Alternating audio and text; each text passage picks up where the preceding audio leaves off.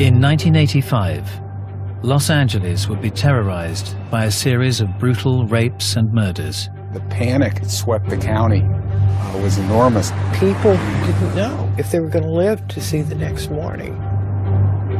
Men, women, the elderly and children were all in the sadistic killer's sights. Their final hours were at the hands of someone who was laughing as he tortured and raped and killed them. A serial murderer who broke all the rules. The suspect has used guns, knives, tire irons. Violent he really was. The attacker, christened the Night Stalker, would go down as one of history's most heinous killers. I think he is the worst. I think he would be #1 on the monster list there. But who was the Night Stalker? He was friendly and he was nice. Charming is how I would describe him. And was he born to kill? He just had this evil look in his eye, as if he were possessed.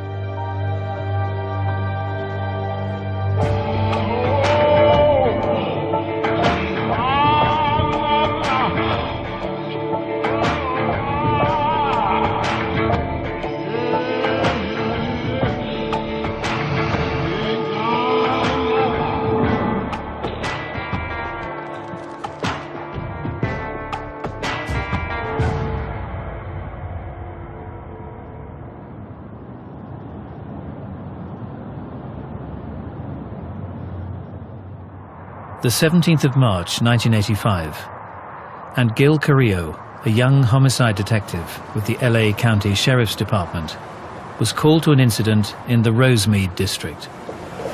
Sunday evening, 10:40 at night. Call comes in, very typical. Okay, Gil, you got one dead, one wounded, and I'm just going to work another routine, mundane murder. Carrillo didn't yet know it, but this murder would be anything but routine.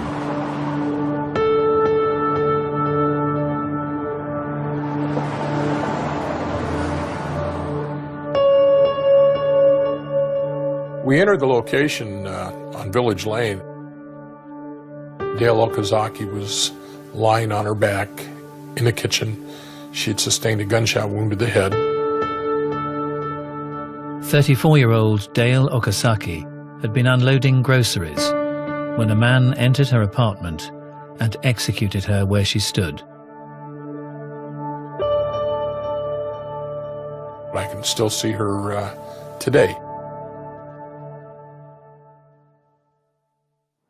Dale's flatmate, 22-year-old Maria Hernandez, had also been shot at point-blank range, but had survived. She didn't recognize her attacker, and nothing had been taken from the property. We just had our work cut out for us. We didn't know if there was an angry boyfriend, if it was a home invasion robbery gone awry, what it was.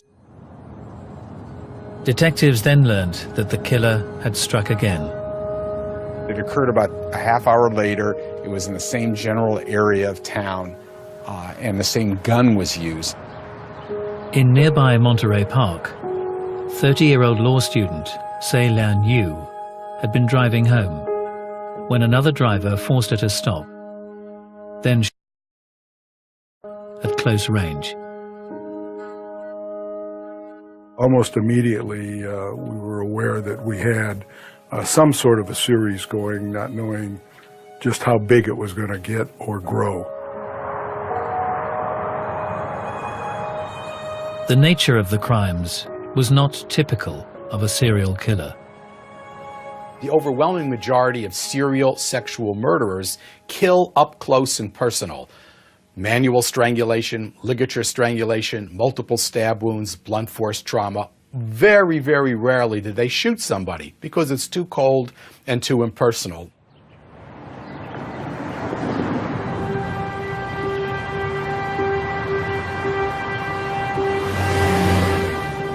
On the morning of March the 27th, the bodies of 64-year-old Vincent Zazara and his 44-year-old wife Maxine were discovered in their home in the pleasant suburb of Whittier. The same gun had been used, but behavior at the crime scene was significantly different. Vincent Zazzara had been shot as he slept. Maxine had been shot and stabbed repeatedly. And the killer had taken a gruesome souvenir. The woman's eyes were gouged out, not to be found. Many serial murderers take souvenirs from people that they kill, whether it's a piece of flesh, piece of jewelry, something. It is a concrete reminder. It's something they can see, something they can hold on to, something that says, wow, you did this.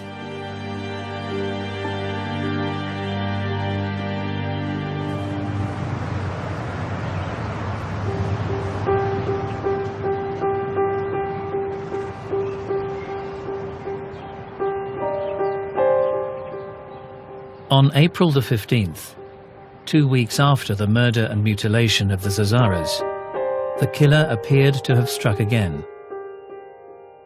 Linda Martinez was called to process the crime scene at the home of William and Lillian Doy, a couple in their mid-60s. There were casings on the living room floor. Mr. Doy was still in his bed and he had been shot. Mrs. Doy's room was next to the master bedroom. She was an invalid, so she had her own room. She had been sexually assaulted. It always is distressing to go into a crime scene. William Doy had been quickly dispatched with a gunshot to the head.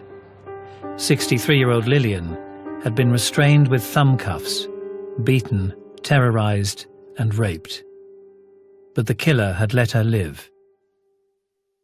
It was unusual for a serial murderer to have two people shooting one and acting like a serial murderer with the other one. Men he was killing because they were the obstacle to get to his lust, the women. It was an issue of control. It was an issue of not being overpowered. What husband or man would lay there and not intervene in trying to keep his partner from being attacked? Despite the many inconsistencies, Detective Gil Carrillo suspected that just one man was responsible for all the crimes. I felt very strongly there was a serial killer going on. Back at the time, there were two renowned psychologists, one from New York and one from locally here on the West Coast from UCLA, that essentially said that we were full of hot air, that one man was not capable of performing what we were alleging. 6 weeks later, in the leafy city of Monrovia, two sisters, both in their 80s, were discovered in the home they shared. One had been raped. Both had been severely beaten with a hammer. Here again, there was something new. There was a whole aspect of the occult. There were some pentagrams, some things written on the wall. There were some markings on the body. The crimes appeared related, but defied the current theories regarding serial murder. When I was first contacted about the murders, police were baffled. They had no idea who was doing this, how it was happening. They wondered what type of a person would have done this. I mean, was it a maniac? Was it a group of people? Because don't forget, in California they had Charles Manson, who with his cult went out murdering an awful lot of individuals. But my impression was that it was a single individual. It was someone who was not insane, who was not showing outrageous behaviors, and that he was probably young. He was probably either Caucasian, Hispanic, but he was certainly not a standout in his community. The press would dub the mystery killer the Night Stalker, and those who had known him would never have suspected what he was capable of. He was an ordinary kid, no different than the rest of us. He was friendly and he was nice, and And he was so funny. He was so funny. He would always have me laughing. And the Night Stalker's reign of terror had only just begun. May 1985, and the Night Stalker had only just begun a series of crimes that would both sicken and terrify the residents of California. Preying on the unsuspecting citizens in their homes, he took glee in rape, murder, and mutilation.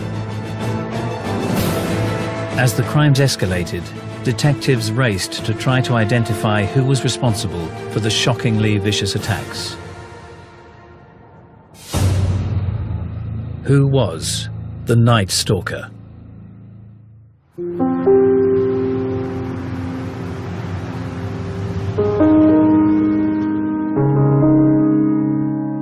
Richard Ramirez was born in 1960, the last of 5 children to Mexican immigrants, living in the Texan border town of El Paso. El Paso was a town of about 500,000 people, and across the Rio Grande was Ciudad Juarez, which had 1.5 million people, about triple the size of El Paso. It's a heavily Hispanic population. It was basically a very quiet town, a very quiet place to live. Ramirez had a humble upbringing, typical to his neighborhood. It was a low-income neighborhood, but it was nice. It had green grass in front, and the house was painted. It wasn't shabby, but it was quite small. We were like lower-class people, and everybody used to just hang around together at night. We would all play games. All the neighborhood kids would get together up until everybody's parents started calling them in for dinner. Richard's father was hard-working and strict with his children. He was very much what I would classify as someone from Mexico who had come to El Paso and had scratched out a living here. He worked for the railroad. It's a hard scrabble when you're a first-generation immigrant to learn a new language and try to scrape a toehold in a new country. The young Richard Ramirez appeared no different from his friends and neighbors. They were all very nice. Normal neighborhood family, just like mine. He was an ordinary kid, just like the rest of us. We went to school, minded our manners, did what we had to do, but no different than the rest of us. He was friendly and he was nice and he was so funny. He was so funny. He would always have me laughing. We used to play this game called Kick the Can, and he was the fastest runner, so we always wanted to be on his team. Richard's friend Patricia found him kind and caring. If we wanted to take a shortcut to school, we had to cut through this really tough neighborhood. And he always used to wait for me, sitting on a little pony wall, and then he would walk me to school. It was always safer, to be in twos, I guess. But by the time he turned 10, it appeared all was not well with Richard Ramirez. He used to sit in back of me in 5th grade. And I remember that he would poke me in the back. And every time he would poke me, I would jump up. And so that time that he kept poking me, I turned around very upset and I said, hey, stop, stop, stop. And I remember him like slumping over and then just hitting the floor on the side. He would have seizures. He would be shaking. We knew he was sick. Ramirez was diagnosed with epilepsy, a condition that would affect him for much of his school life. As Ramirez approached his teens, he grew distant to his father and began to look up to his cousin Mike, a Vietnam veteran who boasted of many atrocities while in service. The cousin kept multiple mementos of his time in Vietnam. And he pulled out this box and showed all of these photographs of the women he was raping or the heads he was cutting off. It was a fascination. It wasn't recoiling in horror. It was like, wow, look what you've done. At the age when his sexuality was being formed, Ramirez was exposed to images of rape, torture, and murder. These individuals are in their fantasy lives from early adolescence, and in some regards, some respects, their fantasy life is more real to them than reality. Their fantasy lives are filled with sadistic aggression, where there's a fusion of sex and aggression. Ramirez later claimed that his cousin Mike gave him a front-row view of his brutality. He watched this cousin shoot his wife. After a petty argument at their apartment, Mike shot his wife in the face, killing her instantly. And it stuck with him, not in the sense of it was a bad thing, not in the sense that how could you do something so horrendous? I mean, oh my God, being sick to your stomach. He was fascinated. The fantasies of those that have committed serial crimes have been very carefully studied by the staff of the FBI Behavioral Science Unit over the years. The fantasies start very early in life and oftentimes are a result of some incident that triggers these thoughts. And once the fantasies become sexualized, it becomes extremely dangerous because they start fantasizing about events of rape, torture, mutilation. I did not notice anything strange of him until we were in high school. And he was no longer part of my clique kind of thing. That's when I noticed that he was different and he had changed. Didn't no longer say hello, that kind of thing. I noticed that he would hang out with boys that did drugs. A lot of second-generation immigrants sometimes get involved in gangs, and some of the thinking is that they see that their parents who've come to America and have worked really, really hard and have very little to show for it, and some people think that there's a disillusioning on their part, like why play by the rules if this is what you end up with, which is what my parents had. And I suppose you could say that that might have been a factor in the rebelliousness of Ricky Ramirez. Ramirez became interested in hard rock and Satanism. A lot of kids, high school kids for instance, were dabbling in this, and they would give it their own little touches. And being high school kids, the brain's still developing, they're developing. A lot of them got in trouble and went the wrong way. We did have some kids that killed their parents and things like that. Ramirez dropped out of school and began living on the fringes of society, sometimes sleeping in the local cemetery. Right from the get-go, Richard stole anything that was loose and anything that he could pry loose. I mean, his neighbors started calling him Didos Fingers, and they call him Ricky Rabone, Ricky the Thief. After the attempted rape of a guest in an El Paso hotel, Ramirez moved to California. He became a cocaine and alcohol addict. He lived in what's called Skid Row in Los Angeles, which is a pretty scruffy area. I mean, there are people doing everything and taking everything, and homelessness is not an unusual thing. You live in what's called a flop house, where you go and flop to get off your high or to recover. Now, did the drugs affect his brain functioning? Did it affect the way he saw the world? Probably, but it wasn't causative. It didn't lead to make him kill. He was already primed.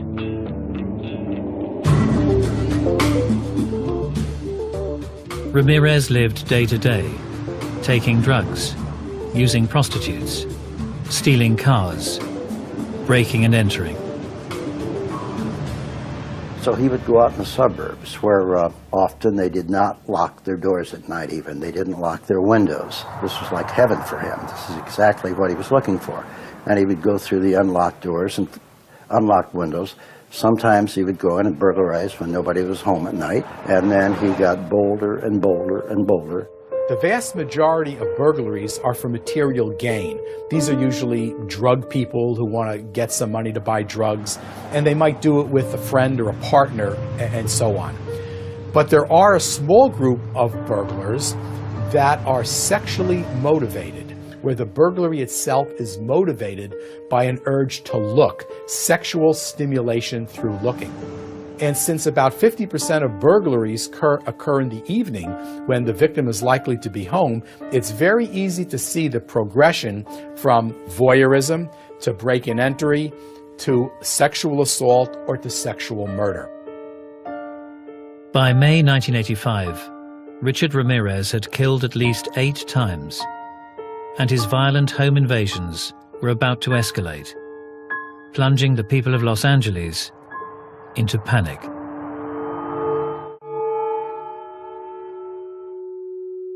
In 1985, Los Angeles County was in the grip of a vicious serial killer.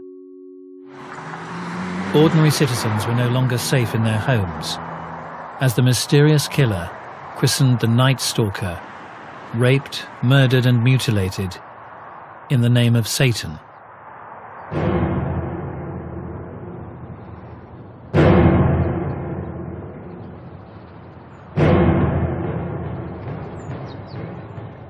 The dreadful and indiscriminate crimes caused a wave of fear. Everybody was scared.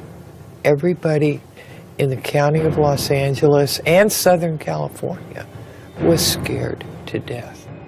Gun sales seriously went up. Vast increase in gun sales. During the summer of '85, people were keeping their windows closed. It was a very, very hot summer. I would not open the windows at night. We sweltered in our house every night because I was afraid somebody'd come in and kill me. And still the violent attacks continued. In Burbank, on May the 30th, a 41-year-old woman was raped, while her 12-year-old son was locked, handcuffed in a closet. She was allowed to live. On the 27th of June, the body of a 28-year-old teacher was found in Arcadia. She'd been sodomized and her throat slit. On July the 2nd, again in Arcadia, a 75-year-old woman was found dead. She'd been beaten, her throat cut, and her home ransacked. Detective Gil Carrillo was convinced just one man was at work, but the facts flew in the face of received wisdom. Here he was crossing all the gamuts, and the only consistency was his inconsistency in the way he was committing his crimes.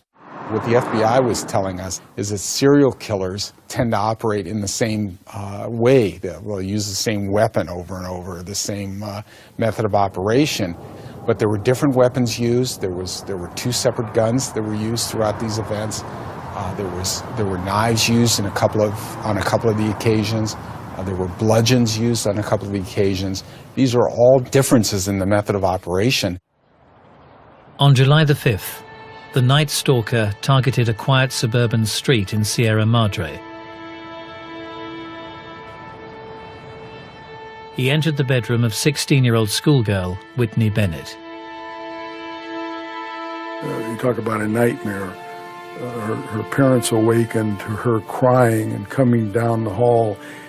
They find her in her bedroom on the floor, covered in blood.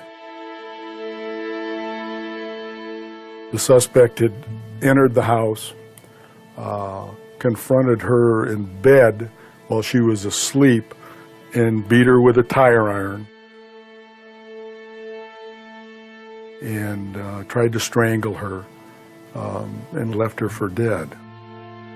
4 feet of sutures ended up in her head, took to close the wound. As you work these cases or you're in law enforcement for a long period of time, you see a lot, and it has to have an effect on you. I know it takes its toll somewhere down the line. I've seen it.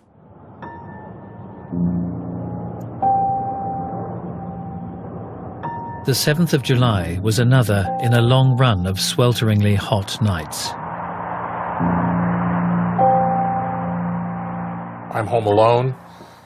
It's the first time that I've ever slept with my gun on the nightstand. Everybody was afraid and pretty much kept their doors locked, windows locked, but the night was so hot and our summer was so hot, so here I had the doors open. In the middle of the night, Detective Carrillo awoke, convinced the night stalker was in his own house. I woke up, I was sweating, I was nauseated, and I got my gun and I cleared my house as if I was looking for a burglar. All of a sudden the phone rang. I scared the bejesus out of me, and it was my desk telling me to call my friend Linda. In the early hours, crime scene investigator Linda Martinez had awoke with a start. About 3 o'clock in the morning, my friend said, someone's calling your name, somebody's yelling for you. Linda's neighbor was crying out for help. I went to the back fence and called across the street to the lady calling me and asked her what was wrong. And she told me that she had been robbed and raped and she was handcuffed to her bed. Once I heard her voice, I knew it was him. Sophie Dickman, a lady in her 60s, had been sexually assaulted. She was raped and... Detective Carrillo recognized all the hallmarks of a night stalker attack.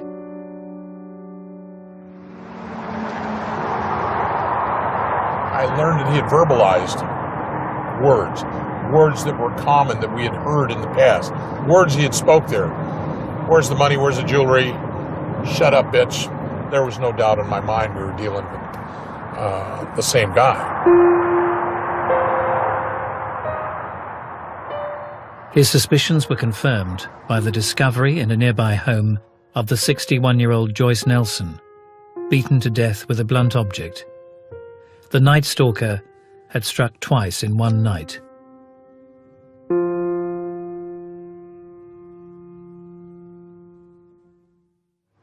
And he would repeat the trick just 2 weeks later, on the 20th of July, first shooting Max and Layla Needing at their home in Glendale, before moving on to Sun Valley.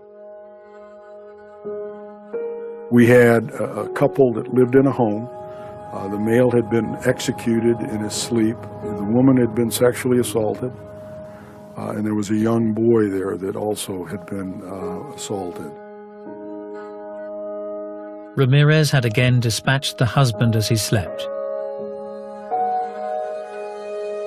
He had repeatedly beaten, sexually assaulted, and humiliated the mother, demanding that she pray to Satan for her life, and then raped her 8-year-old son.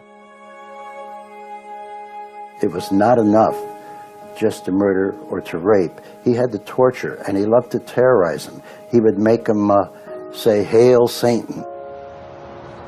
Humiliation of victims is very, very typical in serial sexual homicide. This is arousing to them. This reassures the offender that they are in such complete control that they can degrade and humiliate the victim any way they want. Nothing could be more stimulating for an individual with this deviant sexual arousal pattern.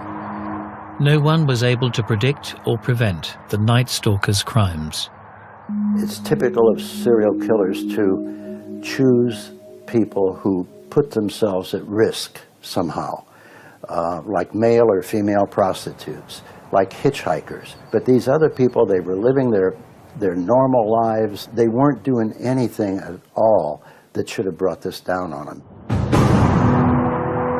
And the panic escalated. The publicity of the killings was like a drumbeat. The more killings, the more publicity, the more fear. Hello, my name is Detective Gil Carrillo with the Los Angeles County Sheriff's Department, assigned to Homicide Bureau. And the Sheriff's Department is currently conducting an investigation into a series of homicides and sexual assaults that have occurred in Los Angeles County. I knew how vicious and violent and how vile he really was, and there was an enormous amount of pressure to stop before he hurt anybody else, even more so before he hurt somebody in my own family. People were buying guns, people were buying guard dogs, people were scared to death. The suspect has used guns, knives, tire irons, as well as his own shod foot to inflict serious injury to several victims in the past. Nobody knew who it was. Nobody knew where he was going to hit. People didn't know if they were going to live to see the next morning. It was really, really scary. And then a shocking twist. It was very obvious that our killer from Southern California had now struck in the city of San Francisco. On the 17th of August, the Night Stalker had shot another couple in their home, leaving a satanic symbol on the wall. A week later, he struck 50 miles south of Los Angeles, shooting the husband and sexually assaulting the wife, forcing her to swear her love for Satan. With the killer on the move, detectives were now working night and day to try to catch him before he struck again. Since the last taping, which was August 13, 1985, the suspect in this case, currently under investigation, has committed 2 more homicides. I have the pressure of the world on me. I need to save not only my immediate family, my wife, my mother, my kid, everybody, but the citizens of Los Angeles County. There's an animal going out there. I have to solve it. The vehicle used in this crime was a 1976 Toyota station wagon. If the vehicle is found abandoned, contact Sergeant Frank Salerno or Detective Gil Carrillo. My wife found my 13-year-old daughter crying in the bedroom. And she said, "What's wrong?" And she said nothing, and my wife said, "No, something's wrong. What is it?" And she said, "I just wish this were over."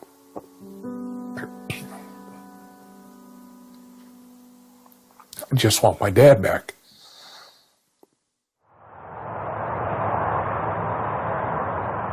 Detective Carrillo didn't yet know it, but before the end of the month, he would be face to face with one of history's most heinous serial killers.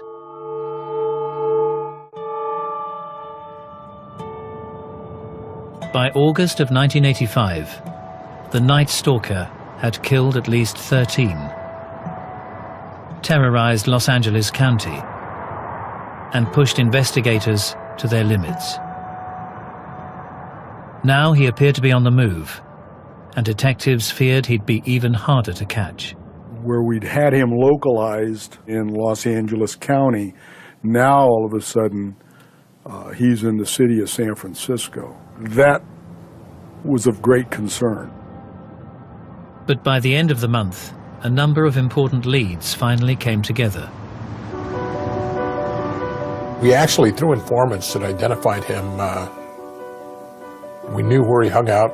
We knew he liked drugs, and he used to hang around the Skid Row area. At the same time, there was a fingerprint recovered on the rearview mirror of a stolen car that the killer had used. And they made Richard Ramirez off that fingerprint. The sheriff of LA County, the chief of police of LA City, the chief of Glendale decided that they were going to release the picture of the killer, Richard Ramirez, to the press immediately. When they showed him, I told my husband, "Oh my God, look, that's Richie. That's Richie," but that was so weird because I can't comprehend him doing something like that, not with his personality. We were in shock. I just knew what I knew of him as a child, and I was just shocked. I was just shocked.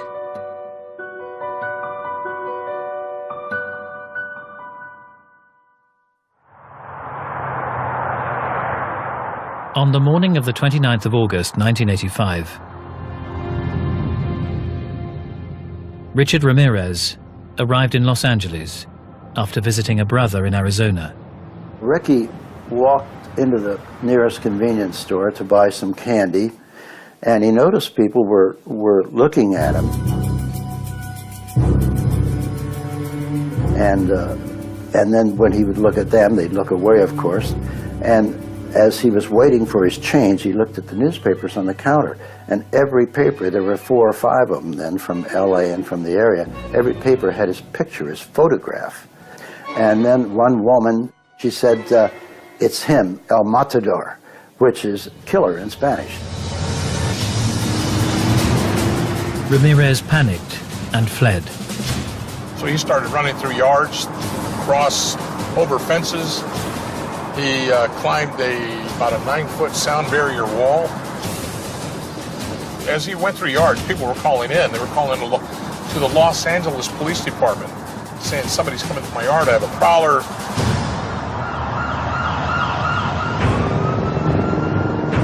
Members of the Los Angeles Police Department were already on his trail. They were following the 911 calls. Continued running east in a northeasterly direction and made it all the way to Hubbard Street. He tries to carjack a female resident. She screams. We were actually still asleep. We heard a bang, then a scream. We ran out here. We noticed a tall, dark, skinny guy running, and my dad right behind him. We just came running as fast as we can to assist my dad and the neighbors. Richard has been running for about 2 miles. Pretty much caught up to him about here and tackled him right here up against this fence. Citizens come out and surround him. And he was right here, just sitting down right here. He was bleeding because one of the neighbors had hit him with a fence post right over the head. He was perspiring and huffing and puffing and looked very tired and scary. He looked very scary, actually. People just started coming out with the newspapers and saying that's the killer, the maton, that's, you know, a Night Stalker. With Ramirez in custody, officers would now come face to face with the killer for the first time. When I saw him, he just had this evil look in his eye. He just looked so sinister, as if he were possessed. He just looked evil. I remember playing with his anxiety level, trying to make it go up and come down. I wanted to see what I could do to raise it or lower it. And Richard was almost to the point of hyperventilation. His head was down on the table and he's going, and for a millisecond, just for a millisecond, I'm becoming somewhat nervous. I knew that this guy was into Satanism, and all of a sudden when he starts hyperventilating, I'm saying to myself, if this guy starts levitating, I'm out of here. This is a guy that, although at times there were photographs taken of him that he looked like, wild man, he's not somebody would point out and say, there goes that crazy SOB, because he just doesn't come across that way. He was much more intelligent than I envisioned. People think of him as a crazed man. I didn't think he was crazy. He was much more articulate than most murder suspects that I've interviewed. Ramirez revealed he was well schooled in murder. The impression I got from him was that he was well read, even though he had dropped out of school, I think after the 9th grade or so, thereabouts. He was very interested in murder and killing and past serial killers, because he had done a lot of reading on that. He could tell you everything about serial killers from the time the Romans fed the Christians to the lions to modern-day serial killers. When we took him to his first cell, and he found out that that was the cell that Angelo Bono, who was part of the Hillside Strangler duo, that's the cell he was in, he was excited. The The Night Stalker had petrified California and haunted detectives Salerno and Carrillo for 5 months. Now he was finally behind bars. I remember seeing my mother and a couple of my sisters, and they came up and I started crying. It was over. I said, it's okay. It's over.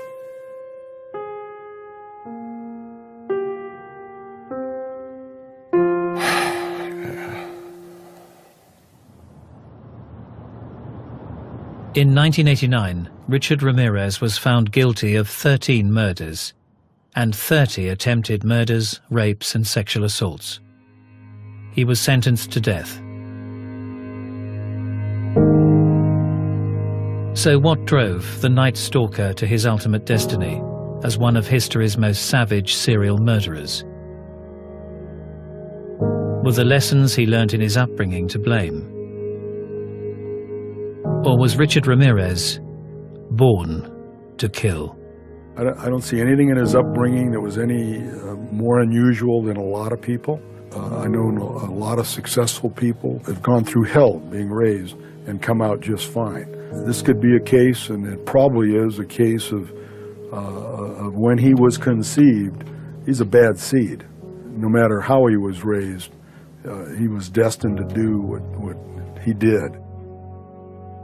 A lot of people grow up poor, and a lot of people are abused in their childhood, but they don't all grow up to do the things that Richard Ramirez did. It does not appear that he was abused as a child or deprived, or there is certainly no evidence that that was presented. So how did he grow up to do these things? The best way to look at it is from a biopsychosocial approach, but with a heavy emphasis on neurobiology, whether it's hormonal, chemical, electrical, brain damage, some combination of facts, plus psychosocial stressors, abuse never helps. Many, many things have to go wrong in order for one of these individuals to be created. Richard Ramirez was born to kill. He began his life in the way everybody does, seemingly normal. Something happened in that gene that he has, something that was added onto by the experiences that he had in his environment in childhood. It's like a recipe. You have a basic thing, you add to that recipe, you add to that recipe, and finally you have the born killer. Natured or nurtured? I don't believe anybody is born with this in them. You know, this comes about from something they've learned, they've seen, and they've decided to do. Richard had the liberties to do whatever he wanted to do and was a drifter early on in age. And when you couple that with narcotics activity, the drugs, you know, then that definitely causes problems in the mind, and I don't think anybody's born like that. They learn, they see, and they do.